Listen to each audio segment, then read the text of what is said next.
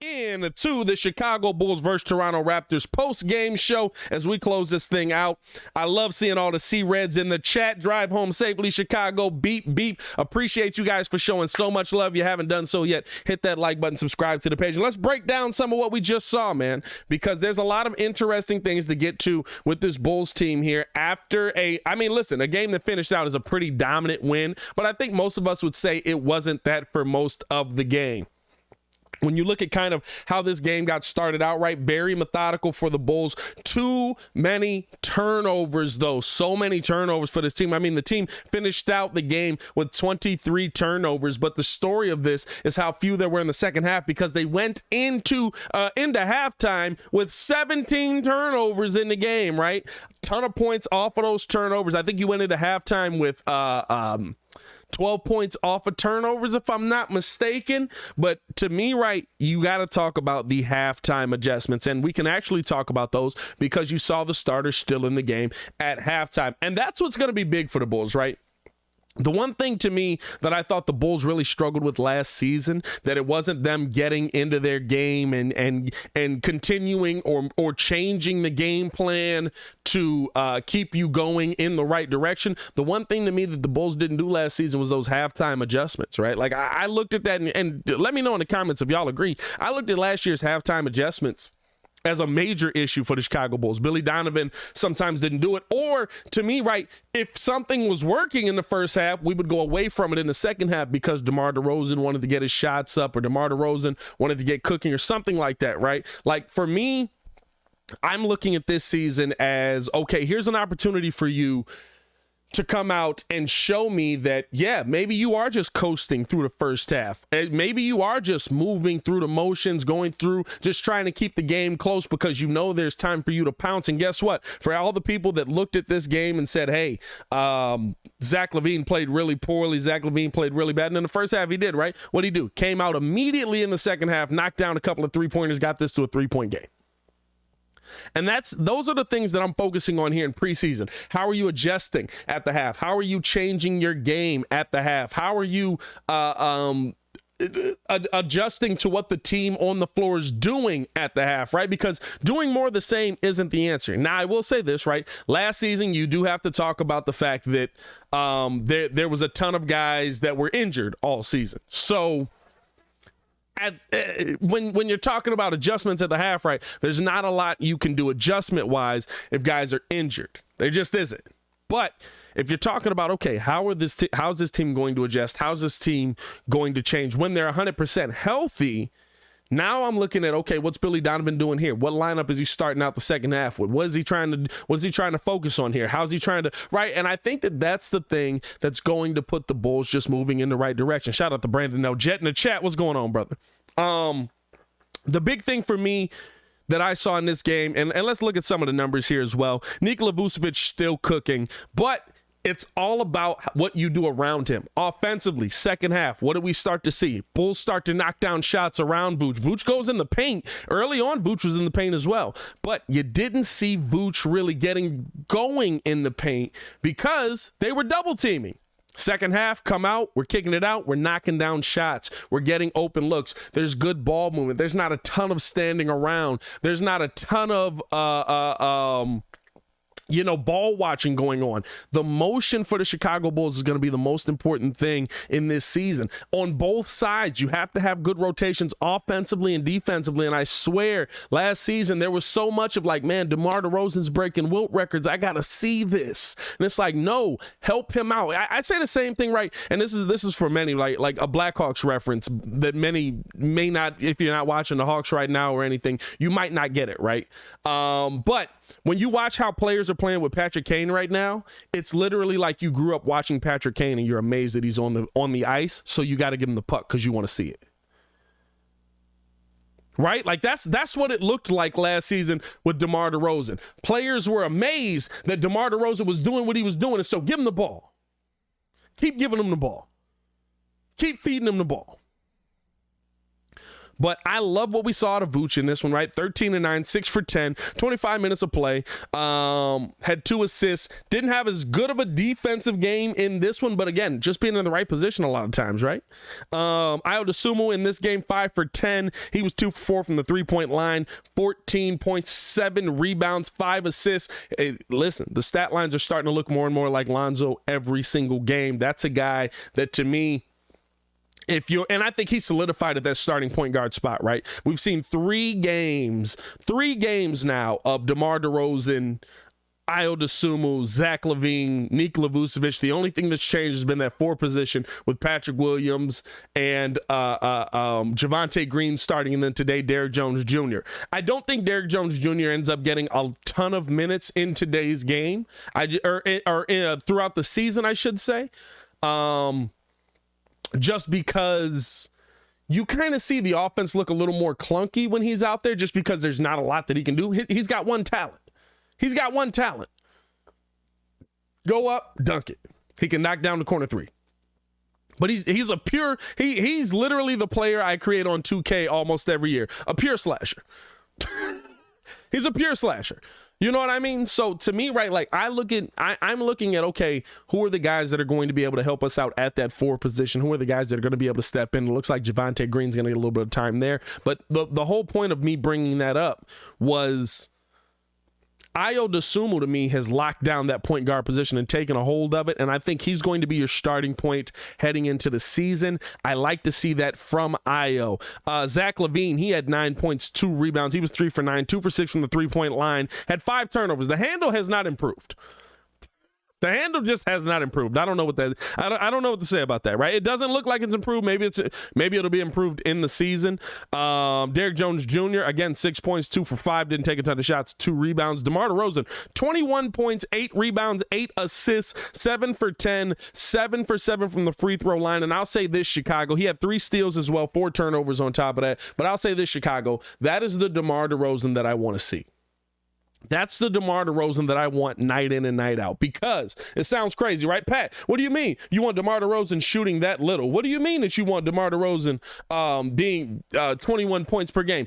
If DeMar DeRozan is giving you that level of game, that means that DeMar DeRozan is facilitating more to young guys that are going to step up. That means that DeMar DeRozan doesn't have to put the same amount of workload on his back. Not to say he can't go out and give you the 35-point game. Not to say he can't go out and give you the Wilt record games. But I love to see that level of game from DeMar, because to me, if I'm looking at that level of game from DeMar, that's kind of like, okay, not only am I getting involved offensively, I'm getting involved defensively, I'm getting involved assisting the ball, I'm getting involved rebounding the ball, we're getting out on the break because I'm rebounding and I'm a good passer, right? Like, that's the kind of DeRozan that I look at and I say that's more of an asset to the Chicago Bulls coming into this season. That's the part that gets me the most excited about what we're going to see if we see DeMar have games like that, because I think then, right, you're talking about Zach Levine. I think he'll play better than we're seeing most. Now Zach Levine possibly has an opportunity to take a step. Hopefully, Kobe White and Patrick Williams both played pretty bad in this game. I mean, even you're talking about defensively, right? I didn't see a ton from Patrick Williams that I loved. Didn't see a ton from Kobe White that I loved. Got a couple of shots off that were okay. But, I mean, you're talking about guys now like Javonte Green. Javonte Green's showing that he's going to be more than just a guy that I talk about bringing in for defense, right? If he can bring us something offensively, he's improved his three-point shot. Only 2 for 3 from the three-point line, but 17 points. He was 7 for 8 from the field, still getting downhill. Love to see that. 17, 5, and 1. Don't know if you'll see that consistently in the game, but all I'm asking for you is 12. You give me 12 points per game? You're knocking down the 3-ball. You're a threat from the 3-point line, right? Those are the things that make your star players better. Vooch is able to be better in those situations, because guess what? If Vooch is down low and he's down there banging in the paint, and then all of a sudden Javonte Green's open on the wing, boom, I'm gonna just kick this out because y'all got the double team on me because I'm Nikola Vucevic. Guess what? Pull up 3, cash, love it. That's what I want to see more of this season. Guys that the stars can rely on when they don't just have to be stars. I love seeing DeMar DeRozan, Zach LaVine, Nikola Vucevic cooking stuff like that. But the things that get me most excited is when you see the guys around them playing well, because then when they elevate their game, those guys are the guys that are going to be able to, okay, I can finish it out. You elevated your game and you got us here. Now I can finish this game out. And that's what I really want to see. 15 minutes from Dalen Terry. Dalen Terry's active. I mean, that's all you can say about it, right? Like, Dalen Terry, 15 minutes, 5 points. He was only 2 for 3, 2 rebounds, 3 assists in the game, had 4 personal fouls, so pretty much using all his fouls, and that's pretty much his game, right? But he's active. He's moving. He's doing everything that he can for the Chicago Bulls. Honestly, he just is. He's doing move the ball here, pass the ball here, lay it up here. A lot of what we saw from DeMar. That's what excites me about this team. That's why I think there's a lot of players that can do things like that on this team. It's just about putting them together. Again, second game off of the bench for Patrick Williams, coming off of the bench. Didn't show you a lot. Didn't show you a ton of aggression. I really can't say that. He's 1 for 8. Showed you a ton of aggression, just didn't knock down the shot. 20 minutes. The bench is an interesting role when you're talking about what P. Will brings. I think that, to me, right, I look at that as a situation where there's an opportunity for you to get more shots because you're coming off of the bench. Maybe you feel more comfortable shooting that ball because you're coming off the bench. But the thing that I need to see is still you just – he has the intangibles to be dominant. But it's about the mindset. Dalen Terry, to me, doesn't have the intangibles to be dominant. Right? He's thin, a little bit shorter than what's Dalen Terry? 6'6"? What they got him listed as? I think they list him at 6'7", but you can kind of tell Dalen's getting the boost there. They list him at 6'7", but I don't know. But he doesn't let his size shrink him down. He doesn't let his size count him out. He goes down there and he makes a move. He says, I'm going to be aggressive. I'm going to go get this rebound. I'm going to go get this layup. I'm going to muck the game up. I said muck. I'm going to make this game difficult. That's what I need to see from Patrick Williams. Patrick Williams has all the intangibles to be great. He does. AK believes in him. I can see that he has it. But you know who else I could see it with? And I've said this multiple times. I could see it with Otto Porter Jr. Otto Porter's a long player that can shoot the ball from anywhere. He can rebound the ball. He can dribble on the break. He can play defense. He can do anything you need him to do, but it's here. It's all about being here. What can you do here? I felt the same way about Andrew Wiggins. I feel like Andrew Wiggins is able to cook because the team's not on his back anymore.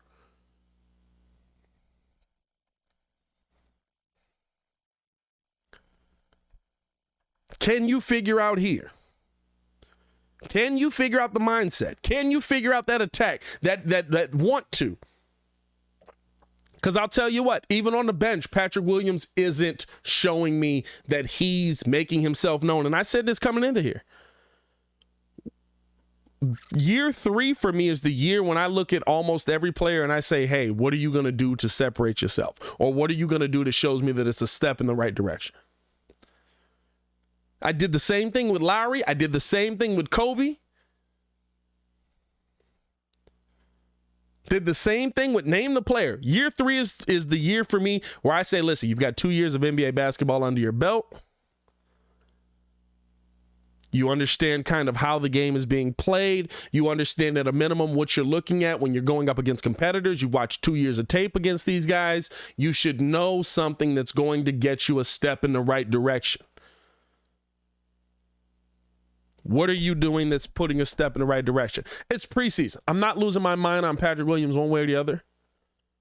I'm just not. It's preseason. And I like that Billy Donovan is making a call that, in his opinion, he believes is the right call for the team.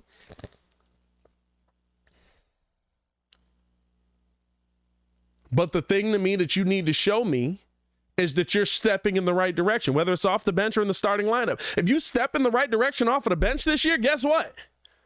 Patrick Williams took a step this year, and he was playing off of the bench. What's he do if he's back in the starting lineup?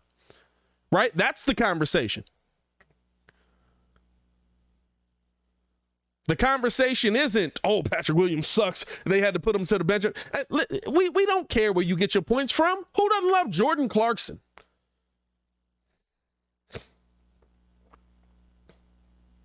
Chicago, we do not care where you score your points from. We don't care where you get your rebounds from, where you get your blocks from. We love Taj Gibson. Taj Gibson spent most of his career on the bench. I don't care where you get them from. It's about, can you get them? You have to show me the mindset. Right now, I'm not really seeing the mindset. Need to see more. Finally, I mean, listen, we can't leave here without talking about Andre Drummond, bro. Hey, Grindfest was hyping about it. He said, let's talk about Drummond. We can't leave here without talking about Andre Drummond. And I saved him for last for a reason. Andre Drummond, 15 minutes, 9 points, 9 rebounds, 1 assist, 1 turnover. But it's not about him getting the points. It's about how he got the points. 9 points for Andre Drummond ain't surprising us, right? Listen, yeah, I could be talking about him going up and getting 2. I could go up and, a couple of layups, rebound, putbacks. That's 9 points is nothing for Andre Drummond. But this man not only went 3 for 3 from the 3-point line, but the entire time he's going, I got ice water in my veins. Take this with you. The entire time dog, the 2 open threes, right? Fun. Very entertaining. Love it. He hits one, I believe, both from the right side corner. Pull up, little unorthodox, right?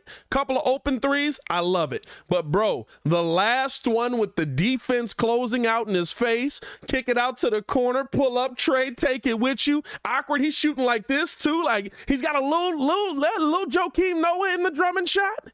It's not sidewinding, but how the arms are out like this, little Joakim Noah, I don't know. But hey, that mug was falling and I was dying laughing on every single play. Andre Drummond, if you can do that, my good sir, welcome back. Here's the weird, right? Here's a serious moment. Serious moment. Because we know Drummond has been trying to add the 3-point shot to his game and just hasn't had an opportunity or a coach that says, go ahead and shoot it. Sometimes having a coach that says go ahead and shoot it can turn a player's career around. Andre Drummond is 29 years old. Andre Drummond is still a good defender. Andre Drummond is still an excellent rebounder.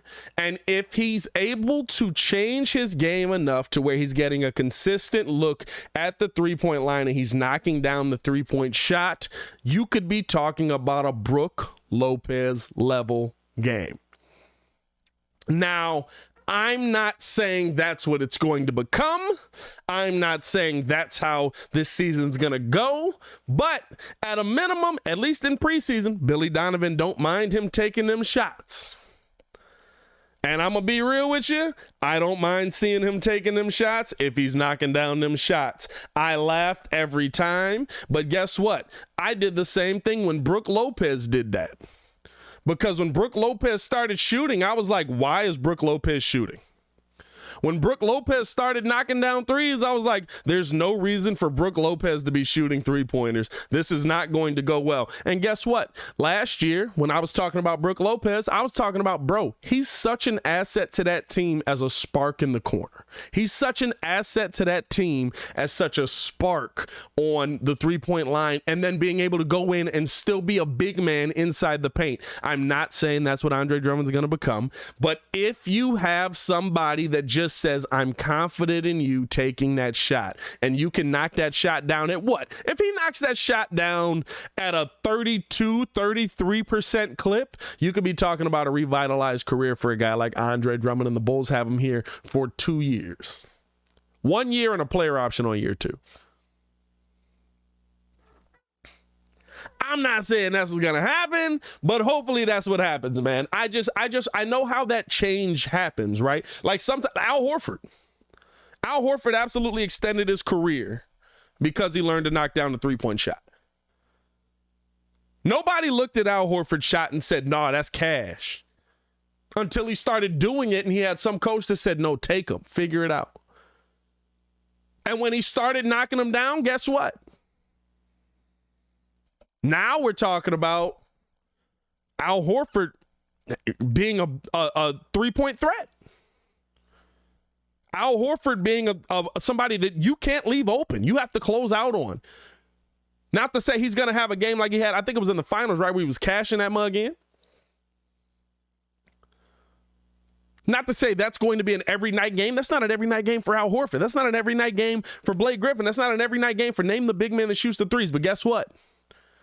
Sometimes changing your game comes down to just some coach saying, try it. And if it goes in, keep trying it. Guess what? He knocked down 3 of them. Keep trying it.